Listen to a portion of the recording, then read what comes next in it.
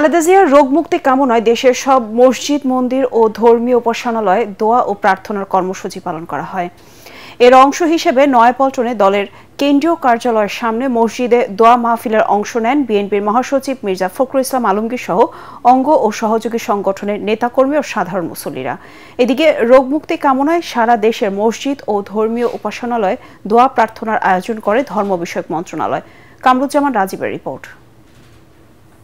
গুরুতর অসুস্থ অবস্থায় গত 7 দিন দেশি বিদেশি চিকিৎসকদের নিবিড় পর্যবেক্ষণে আছেন বিএনপি চেয়ারপারসন বেগম খালেদা জিয়া। উন্নত চিকিৎসার জন্য তাকে নিয়ে যাওয়া হবে ইংল্যান্ডের হাসপাতালে। তার রোগমুক্তি কামনায় সারা দেশের মসজিদ, মন্দির, উপাসনালয়ে দোয়া ও প্রার্থনার আয়োজন করে বিএনপি।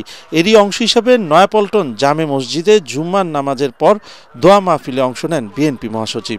পরে তিনি অভিযোগ করেন, স্বৈরাচার হাসিনার জুলুম নির্যাতনের কারণে খালেদা জিয়ার আজকের পরিণতি। তিনি তার সারাটা জীবন এই দেশে গণতন্ত্র প্রতিষ্ঠার জন্য উৎসর্গ করেছেন।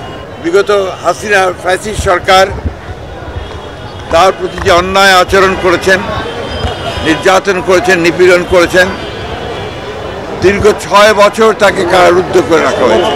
একটা অপরাধমূলক অবহেলা, চিকিৎসার অভাবের কারণে তিনি আরো অসুস্থ হয়ে পড়েন। সুস্থ হয়ে ফিরে এসে খালেদা জিয়া যেন দেশের সংকটময় মুহূর্তে নেতৃত্ব দিতে পারেন, দলমত নির্বিশেষে সবার দোয়া চান মির্জা ফখরুল। তিনি যে সুস্থ হয়ে আমাদের মাঝে ফিরে আসেন এবং দেশের যে সংকটময় মুহূর্তগুলোকে যেন তার ওই অগত্যে আমরা সবাই অতিক্রম করতে পারি, সেই দোয়া আজকে বাংলাদেশের মানুষ তার কাছে, আল্লাহ তাআলার কাছে চেয়েছেন।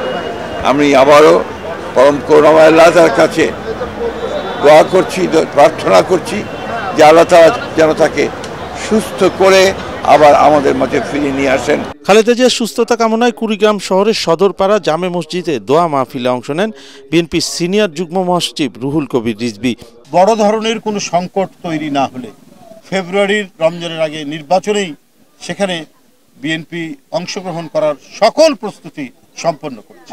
এছাড়া খুলনা, বরিশাল, বগুড়া, সিরাজগঞ্জ, নাটোর সহ দেশের প্রায় সব মসজিদে দোয়া অনুষ্ঠিত হয়েছে। খালেদা জিয়ার রোগমুক্তি ও সুস্থতা কামনায় সরকারিভাবে সারা দেশের মসজিদে বিশেষ দোয়া এবং মন্দির, প্যাগোডা ও গির্জায় প্রার্থনা অনুষ্ঠিত হয়েছে।